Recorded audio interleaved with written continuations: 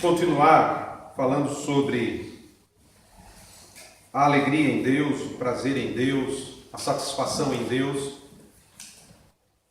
Há 15 dias atrás eu trabalhei um pouquinho sobre essa temática e hoje eu quero falar sobre a essência do prazer da vida cristã. Como eu falei, às vezes as pessoas pensam que seguir a Cristo é seguir uma vida sem prazer, sem alegria, né? E isso não é verdade. Isso é falso. É triste porque quando nós ouvimos falar de hedonismo, as pessoas pensam em uma sensação ruim, porque hedonismo evoca uma vida guiada pelo prazer como propósito último da vida. Hedonismo foi uma doutrina filosófica que foi criada na Grécia Antiga por Aristipo de Cirene e Epicuro, né? E esse foi o seu maior representante, né? Daí onde até na Bíblia vão aparecer os epicureus, lá em Atos capítulo 17, que eram filósofos, né? Que viam o prazer como a essência da vida. Até hoje podemos dizer que o hedonismo permanece no mundo moderno, né? As pessoas ampliaram a ideia de prazer e hoje vivem na busca de sua felicidade. Entretanto, nós precisamos compreender o que de fato significa ter prazer na vida cristã. Porque a vida cristã verdadeira é uma vida que está associada com o prazer, com a alegria, com a satisfação em Deus. Por isso eu quero evocar aqui na minha introdução a figura de um pensador francês, mas cristão, Blaise Pascal.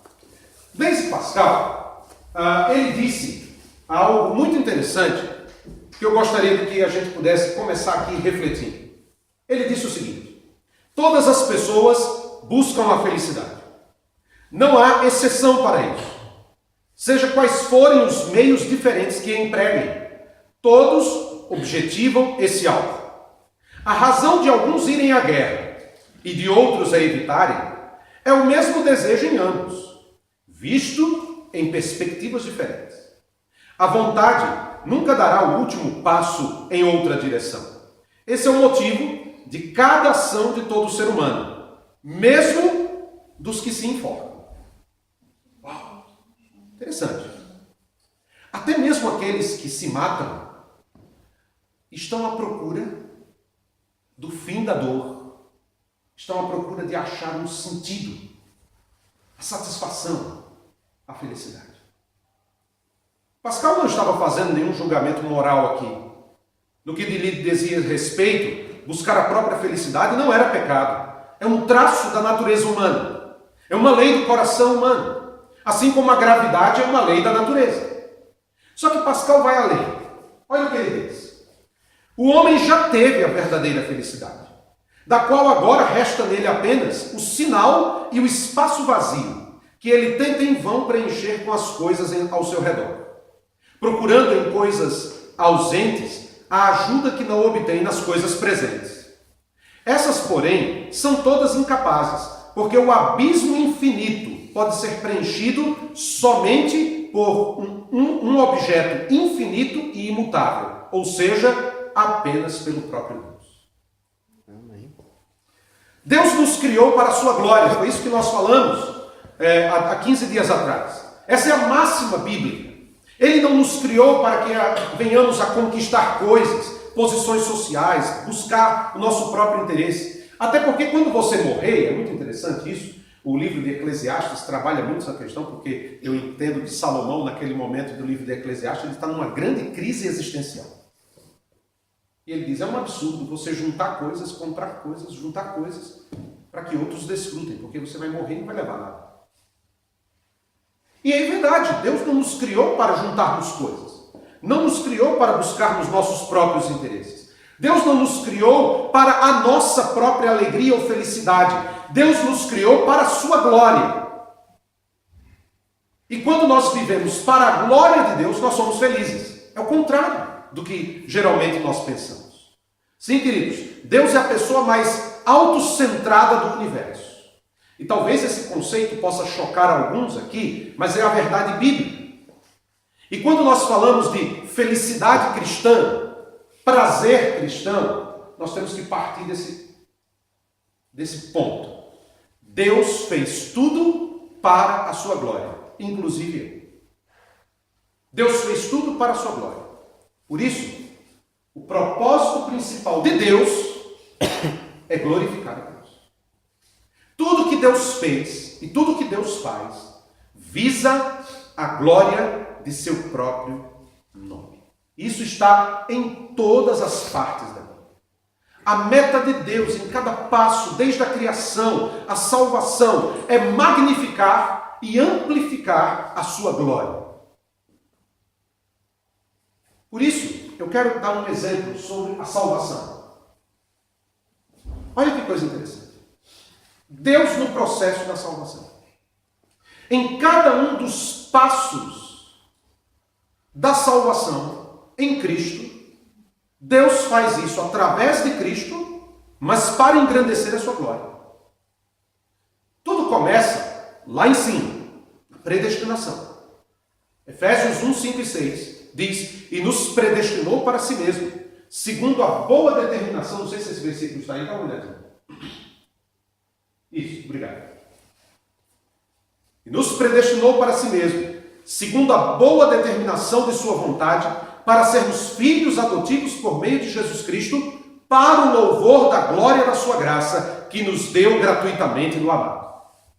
Eu estou lendo um livro de Dr. Martin Lloyd-Jones. Dr. Martin Lloyd-Jones foi pastor aqui na Inglaterra, em Londres. Ele escreveu um comentário sobre o livro de Efésios. Eu estou lendo o primeiro livro de 8 livros, que é só sobre Efésios. E ele falando sobre adoção. Eu li uma coisa essa semana maravilhosa. Ele disse, Deus criou Adão, perfeito. Perfeito. Mas a perfeição de Adão, ele tinha liberdade para cair e a sua queda seria desastrosa. Em Cristo, Deus nos adotou como filhos e nos colocou numa posição acima de Adão. Porque Adão não era filho, Adão era criatura. Mas em Cristo, fomos adotados por Deus, colocados numa posição acima de Adão, de modo que Adão não teve o que nós temos, o Espírito de Cristo. Ele foi criado perfeito, mas podia cair e a sua queda seria irreversível. Em Cristo temos o Espírito de Deus. E mesmo que venhamos a cair, sempre seremos levantados por Deus, por meio do seu Espírito.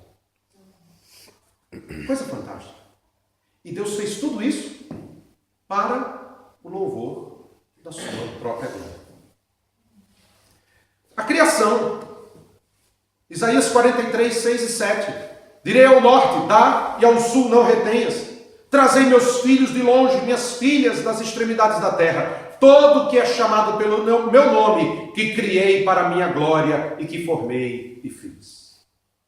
A encarnação de Cristo, que lemos em Romanos 15. Afirmo, pois, que Cristo se tornou servo da circuncisão por causa da fidelidade de Deus, para confirmar as promessas feitas aos patriarcas e para que os gentios glorifiquem a Deus pela sua misericórdia, como está escrito, portanto, eu te louvarei entre os gentios e cantarei hinos ao teu nome. A obra de Cristo, a propiciação, Romanos 3, 25.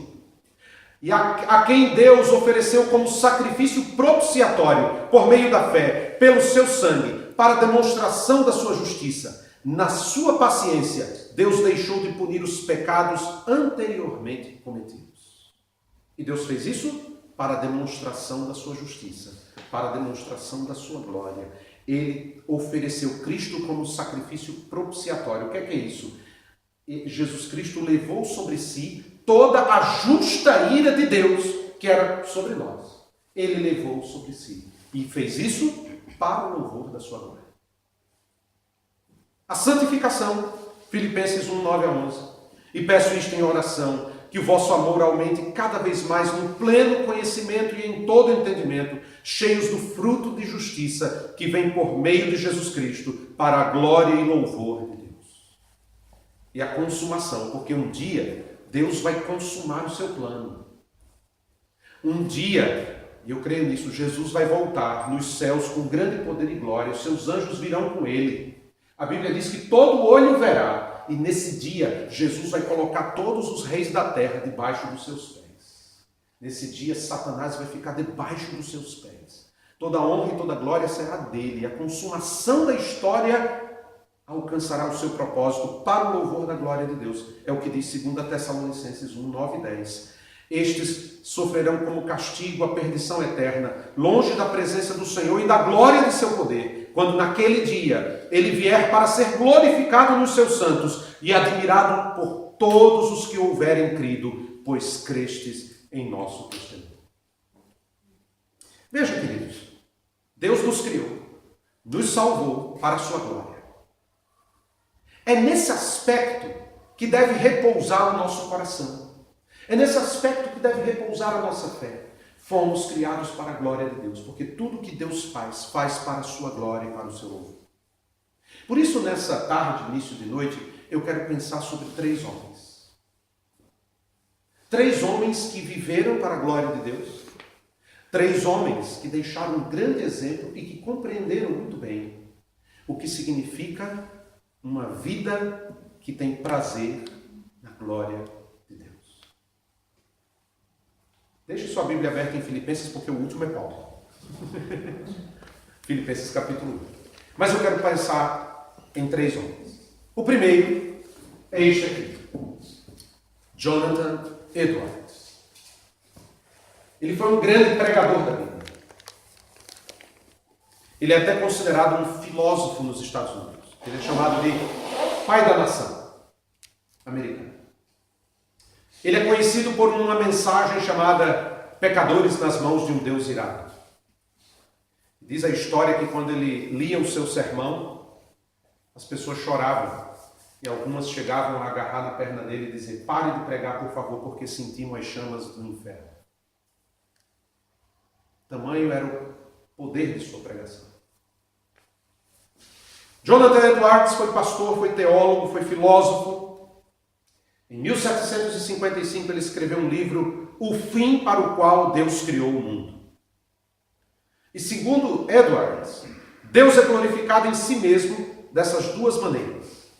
Ao revelar-se em seu entendimento perfeito de si mesmo, ou no seu Filho, que é o resplendor da sua glória, e ao desfrutar a si mesmo e deleitar-se em si mesmo, fluindo em amor infinito e deleite para consigo mesmo ou no seu espírito. Ele também vai dizer isso, que Deus glorifica a si mesmo em relação às suas criaturas, de 2 maneiras. Ao revelar-se ao entendimento delas. Então Deus é glorificado quando nossos olhos espirituais se abrem para ver as grandezas de Deus. Deus é glorificado nisso. Ao comunicar seu coração delas, no regozijo e no prazer delas, nas manifestações divinas que lhe são concedidas pelo próprio Deus. Deus é glorificado não apenas no fato de sua glória ser vista, mas no fato dessa glória ser um objeto de deleite. Deus é glorificado quando nós nos deleitamos em Deus. Deus é glorificado quando nossa alma fecha os olhos e nós pensamos em Deus e existe uma alegria tão profunda dentro de nós que nós não sabemos nem expressar em palavras. Às vezes a gente quer chorar, às vezes a gente quer cantar, às vezes a gente quer levantar as mãos, às vezes a gente só quer sentar e chorar ou simplesmente adorar a Deus e dizer: Deus, como Tu és maravilhoso. Deus é glorificado quando esse tipo de sentimento existe dentro do crente, quando ele pensa em Deus e Deus é esse pensamento cheio de amor, cheio de graça, cheio de bondade, cheio de misericórdia. Quando as suas criaturas se deleitam nele, Deus é glorificado, porque elas conseguem perceber a glória de sua presença, a glória de sua majestade. Por isso, ele vai dizer isso aqui: Deus recebe maior glória em nós quando mais satisfeito nele nós estamos. Deus não é glorificado mais quando você canta mais. Deus não é glorificado mais quando você ora mais. Orar é bom, é importante. A Bíblia diz orar é necessário. Cantar é bom. Louve ao Senhor. Todo ser que respira, louve ao Senhor. Louvai ao Senhor. Mas às vezes a gente pode cantar e orar e simplesmente ser um ponto da nossa semana. Outra coisa é quando tudo que fazemos, tudo que pensamos,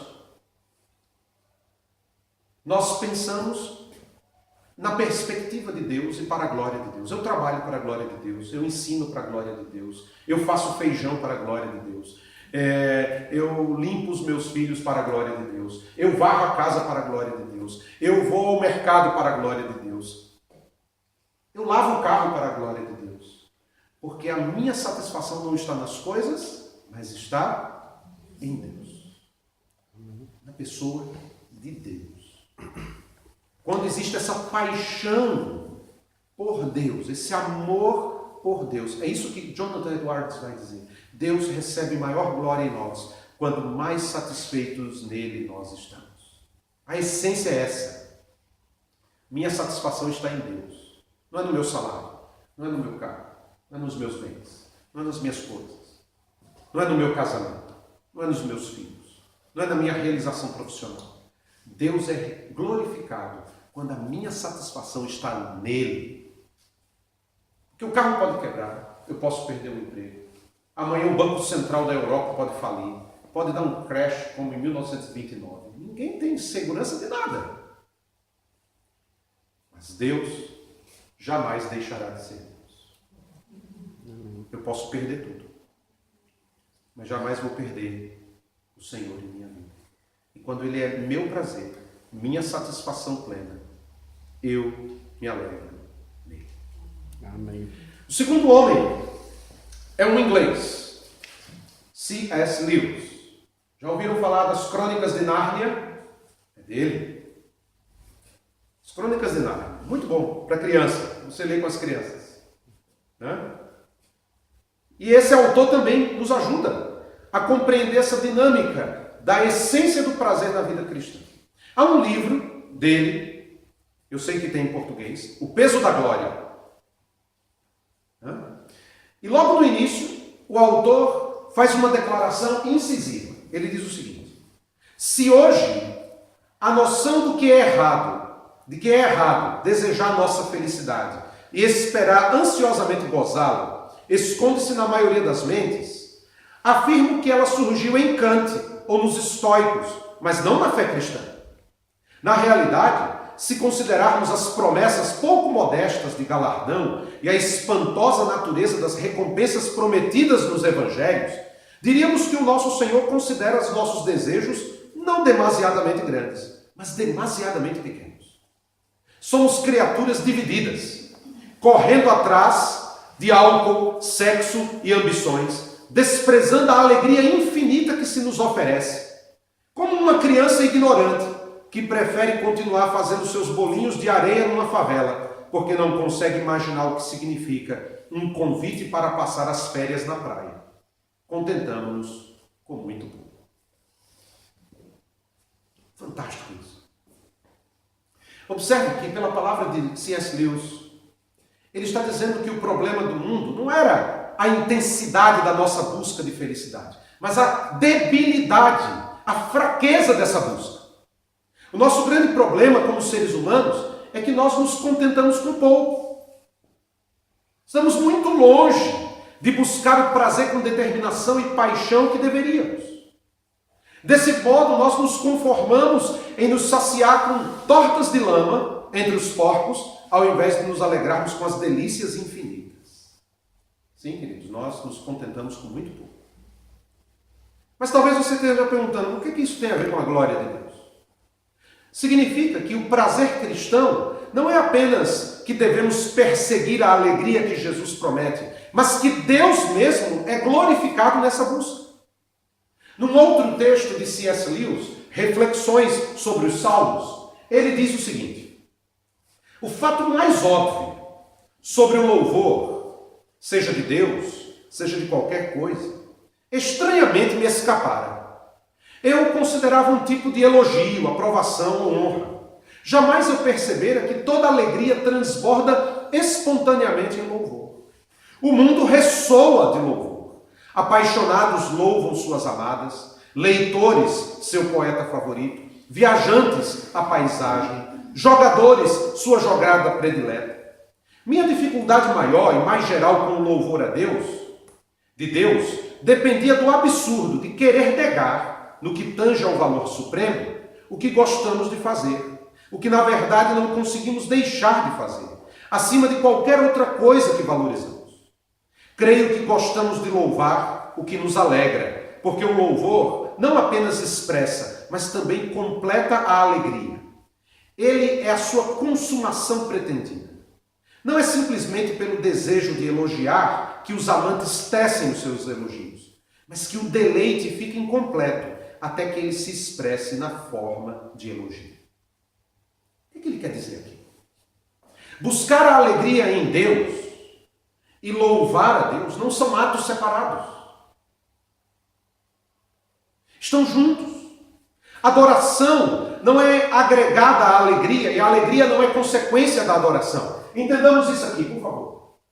Adoração é a valorização de Deus. É quando essa valorização é intensa. Essa alegria em Deus também é intensa.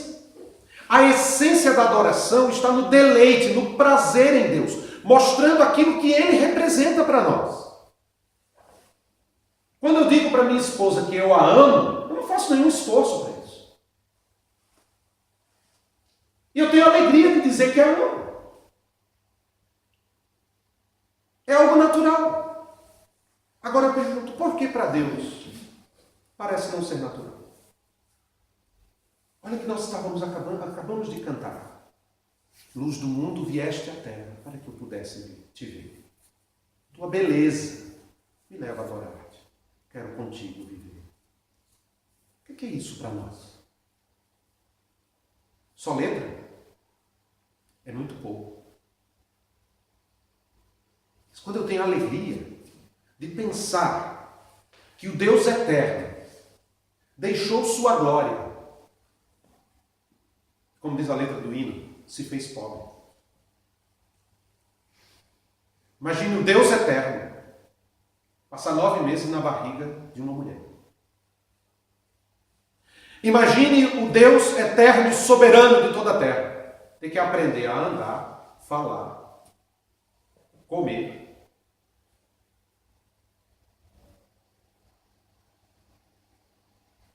Imagine a glória desse Deus que deixou sua glória e assumiu nossa natureza humana para morrer numa cruz de vergonha e dor, considerado como maldito de Deus. Porque a Bíblia diz, maldito aquele que for pendurado no madeiro.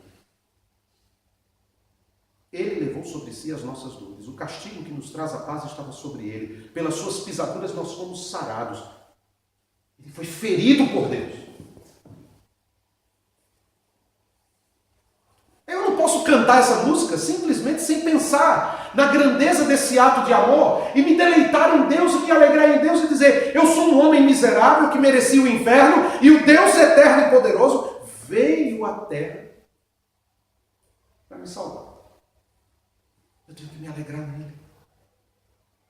Eu tenho que me deleitar nele. O louvor e a alegria andam juntas. A adoração é a valorização desse Deus, o que Ele representa para nós. Seja engrandecido, ó Deus da minha vida. O que significa ser o Deus da tua vida? É o Deus da tua vida a ponto de você exaltar e levantar as mãos e dizer, aleluia, eu te louvo, porque sei que não há ninguém semelhante a ti.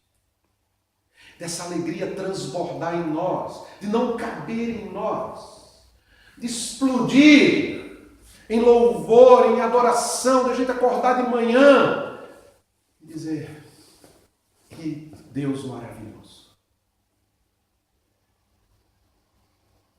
Você já acordou com um hino na cabeça? Talvez a sua alma estivesse louvando.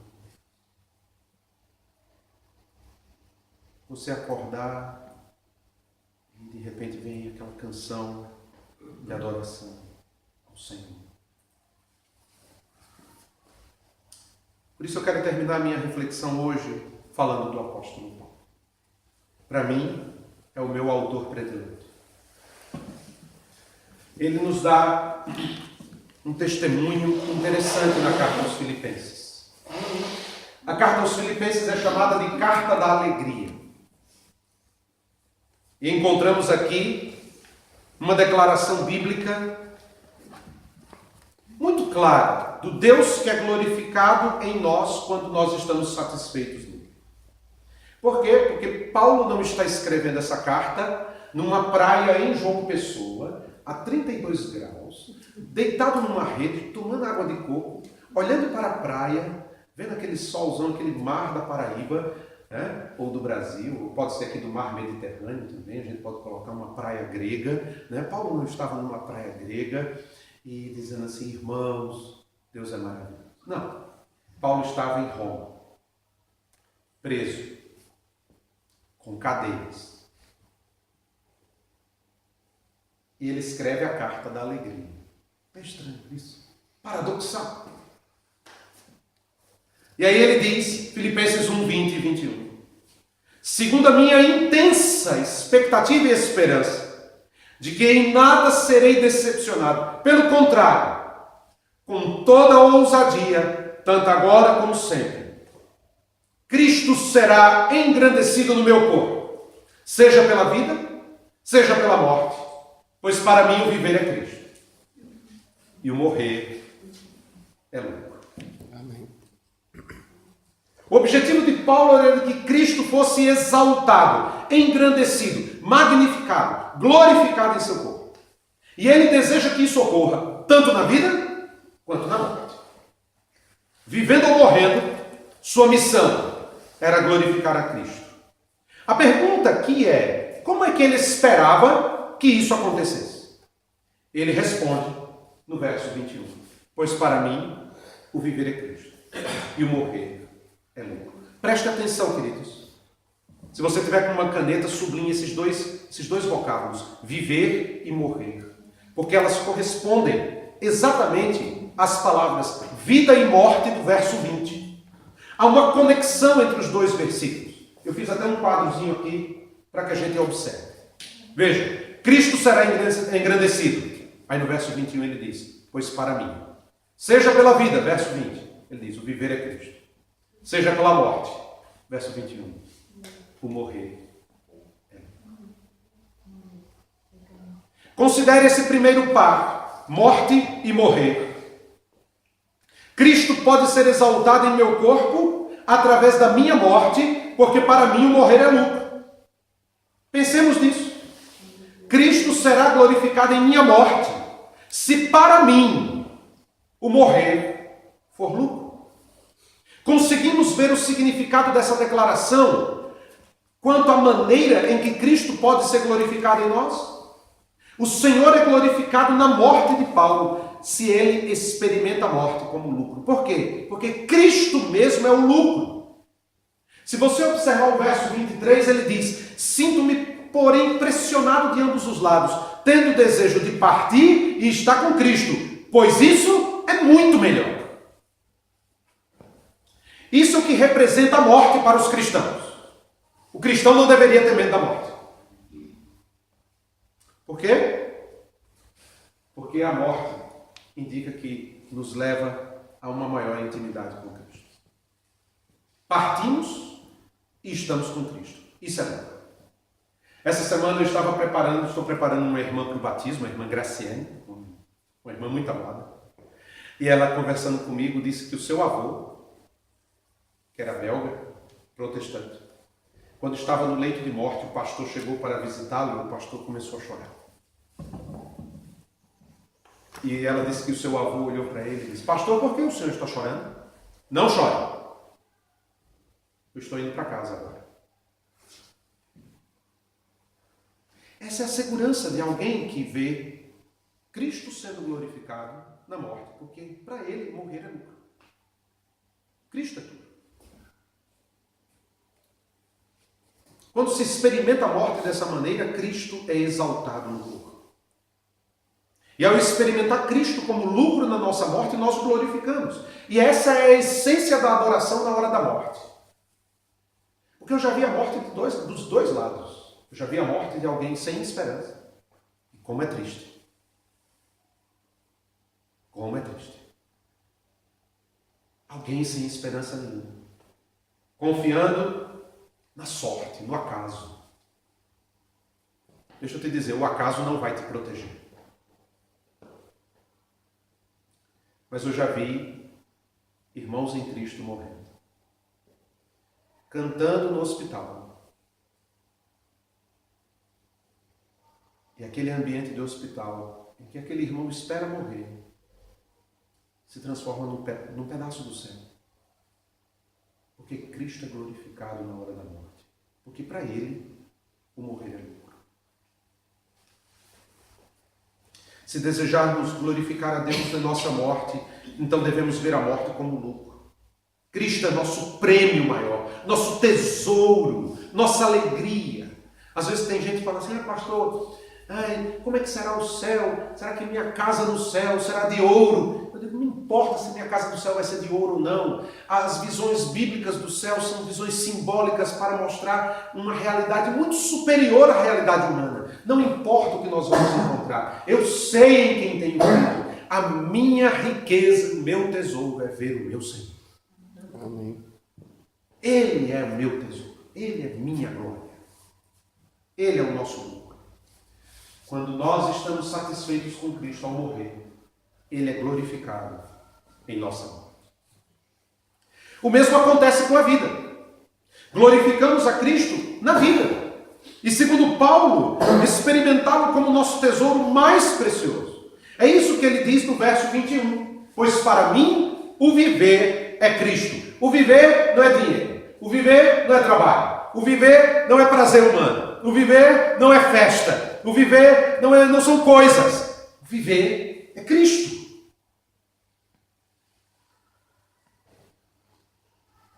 A Europa está assim do jeito que está, porque desde o século XVII, XVIII, iluminismo e todas as filosofias humanas começaram a dizer, não, a vida espiritual é apenas um pedacinho da sua casa, um pedacinho da sua vida. Não tem nada a ver com trabalho, não tem nada a ver com política, não tem nada a ver com sociedade, não tem nada a ver com família, nada a ver com educação, nada a ver com nada. Sua vida espiritual só na igreja. E as pessoas acreditaram nisso. Olha o resultado aqui. A Europa pós-cristã está igual à Europa pagã do primeiro século. Porque não há nada de novo debaixo do céu. Mas a Bíblia diz o contrário. O viver é Cristo.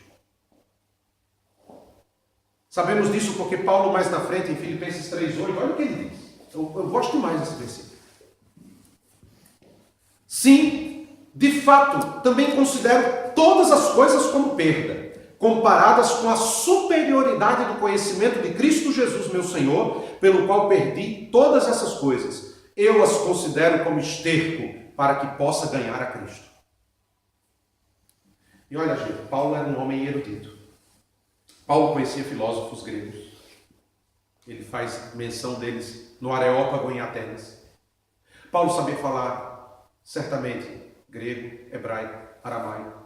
Talvez ele soubesse falar latim. Era judeu de nascença, mas era cidadão romano. Um homem letrado, conhecedor da lei, conhecedor de tantas coisas. Um homem que tinha um vasto conhecimento. Sua mente é uma mente privilegiada, a ponto de metade do Novo Testamento ter sido escrito por ele. Entretanto, Paulo chega e diz, eu considero tudo isso, todas essas coisas, tudo que eu considero como perda em relação ao conhecimento que eu tenho de Cristo. Conhecer a Cristo é o mais importante. E Paulo nos ensina que a vida ou a morte para um cristão são atos de adoração. Exaltam, magnificam a Cristo, revelam e expressam a sua grandeza. Porque vem de uma experiência interior em que Cristo é o nosso tesouro, a nossa riqueza, a nossa grandeza. E quando valorizamos Cristo acima de qualquer coisa dessa vida, Ele é glorificado em nós. E aí a gente passa a ter uma experiência fantástica. Porque a nossa vida passa a ter uma perspectiva totalmente diferente de prazer, de alegria, de satisfação. Porque o próprio Cristo vai nos dando a sabedoria para discernir o que é bom realmente e o que não é. Por isso, se a honra de Cristo é a nossa paixão, nosso dever é buscar o prazer dele. Sempre, sempre, sempre. Essa é a diferença entre o hedonismo do nosso tempo, em que as pessoas estão aí fazendo coisas para o seu próprio prazer, e o hedonismo cristão, quando nós buscamos o nosso prazer e satisfação em Cristo. Eu quero terminar com as conclusões e as lições para nós. Primeiro, o prazer cristão não quer dizer que Deus se torna um meio de ajudar-nos a conseguir prazeres mundanos. Pense nisso. O prazer que o cristão busca é o próprio Deus. Ele é o fim da nossa busca, ele não é o meio para algum outro fim. Nossa grande alegria é o Senhor. Não são as ruas de ouro, o mar de cristal, não são as bênçãos do céu. A maior bênção do céu é o próprio Deus. O prazer cristão não reduz Deus a uma chave do baú da felicidade. Deus não é a chave do baú. Se eu buscar a Deus, porque é a teologia da prosperidade trabalha muito isso, né? Se eu buscar a Deus, Deus vai abençoar a minha vida, eu vou ter um carro novo, vou ter uma casa nova, vou ter dinheiro, vou andar sempre por cima. Aí a gente pega o texto bíblico errado, né, de Deuteronômio 28, serei cabeça e não cauda, blá, blá, blá, blá, blá. Tudo fora do contexto. Não. Deus não é o meio, Deus é o fim. Eu posso não ter nada. Se Ele é a minha plena satisfação, eu tenho tudo. Segundo, o prazer cristão não faz do nosso prazer um Deus.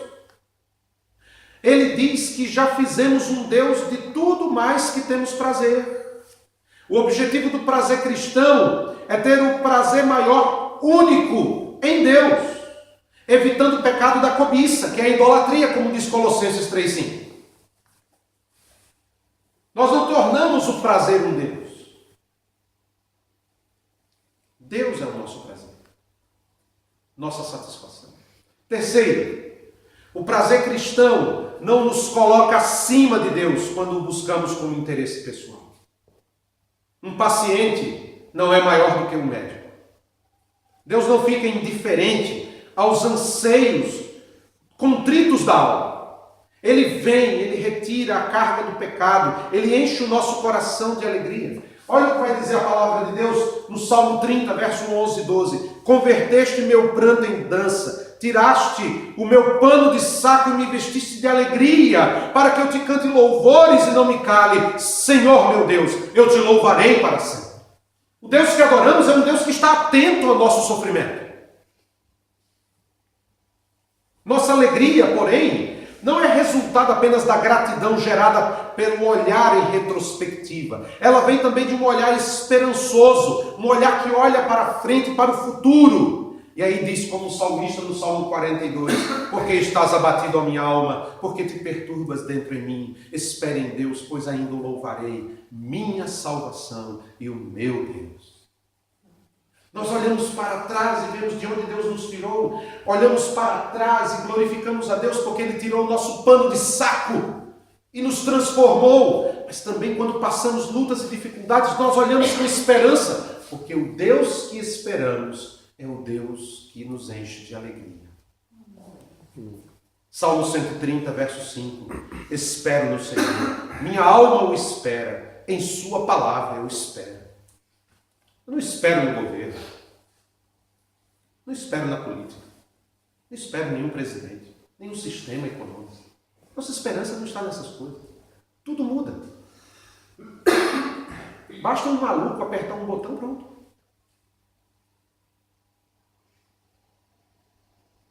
Lembra lá do Brasil? Brasil. Quando o presidente mudou, prendeu a poupança de todo mundo. Teve gente que se matou. Porque não podia tirar mais do que X dinheiro na conta.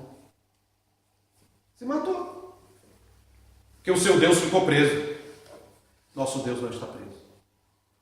Nosso Deus reina soberano no universo e na história. Nós esperamos nele. Nele esperamos. No fim das contas, o nosso coração anseia, não pelas dádivas de Deus, mas pelo próprio Deus. Tem gente que adora mais as bênçãos do que a Deus. Nós temos que adorar a Deus mais do que as bênçãos. E, finalmente, o prazer cristão não é uma teoria geral de justificação moral. Em outras palavras, em nenhum momento estou afirmando aqui que uma ação é correta porque gera prazer. Nosso objetivo não é decidir o que é certo usando a alegria como critério moral. Nosso objetivo é fundamentar o fato espantoso e negligenciado por muitos, de que algumas dimensões da alegria são um dever moral em toda a adoração genuína, em todos os atos virtuosos. Eu não estou dizendo que amar a Deus é bom porque traz alegria.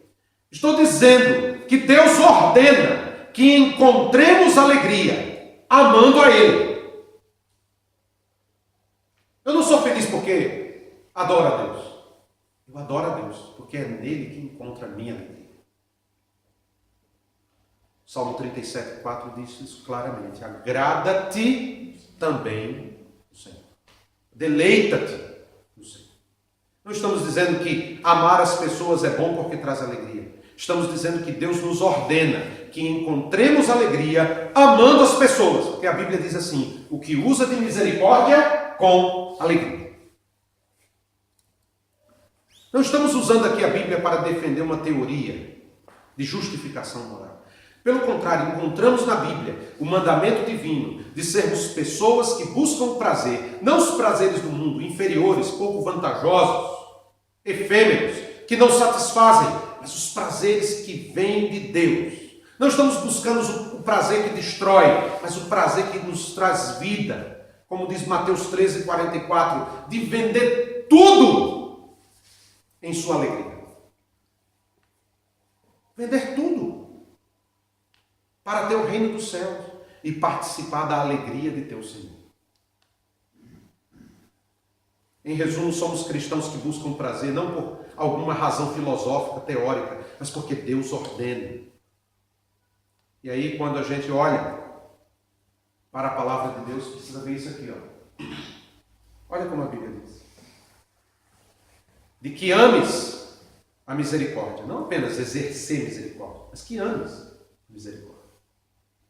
De exercer misericórdia com alegria. E mais, de sofrer com alegria o confisco dos próprios bens, em benefício dos prisioneiros, Hebreus 10:34. De dar com alegria, de tornar nossa alegria a alegria dos outros. E aí, como pastor, de pastorear o rebanho de Deus de boa vontade e espontaneamente, e de atender às necessidades espirituais das pessoas com alegria. É isso que Deus ordena. Quando refletimos sobre isso, a profundidade da essência do prazer na vida cristã, nós ficamos pensando, meu Deus, parece que eu estou muito longe disso.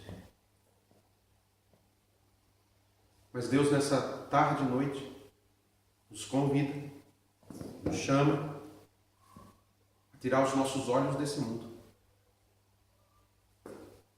e olharmos para o alto, para o trono da graça, e olharmos para Cristo, como diz Colossenses 3:1, onde Cristo está sentado à destra de Deus. Olhar para o alto e buscar nele nosso prazer, nossa satisfação, nossa alegria. Seja na vida, seja na morte. Porque para mim o viver é Cristo. E o morrer é bom. Vamos orar?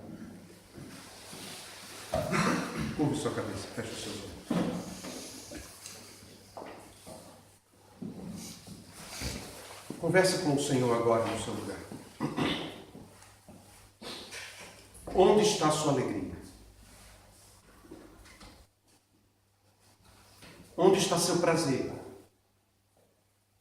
Onde está a sua satisfação?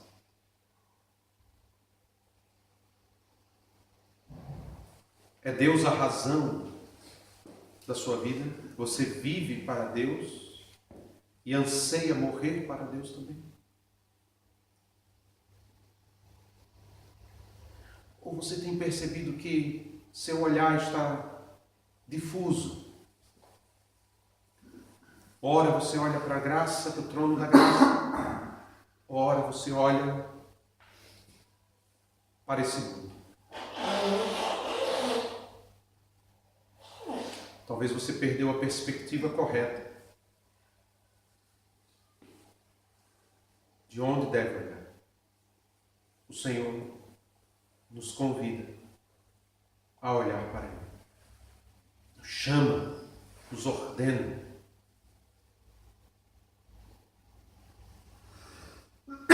Olhai para Ele, sereis iluminados, e os seus rostos jamais serão confundidos, diz o salmista Davi. Pai de amor, Deus bendito, nós somos gratos a Ti por Jesus Cristo, nosso Senhor, que desceu de sua glória para que pudéssemos viver, que levou sobre si a maldição que repousava sobre nós e ressuscitou o terceiro dia para a glória do Teu nome.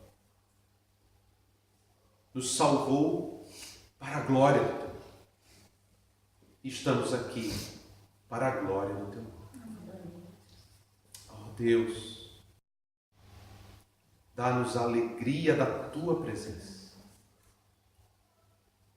Os nossos olhos não se desviem do Teu trono de graça, mas possamos encontrar em Ti a plena satisfação, a plena realização de nossa vida. Perdoa-nos quando nos divertimos com bolinhos de lama, longe da praia do Senhor. Perdoa-nos quando rejeitamos o convite de estar ao Teu lado e pensamos mais nos prazeres desse mundo. Muda nosso coração, muda nosso foco, muda a direção da nossa vida. Vem com Teu Espírito atuar em nós, trabalhar em nós, para o louvor da Tua glória. Que o Senhor abençoe ricamente nossa semana.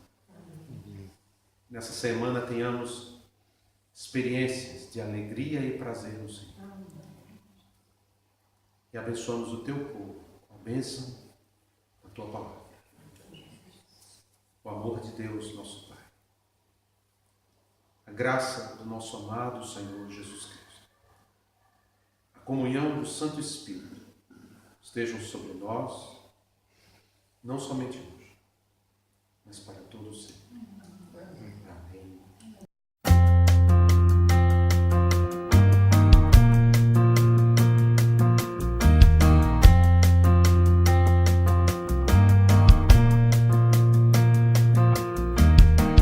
In the darkness and in the flood,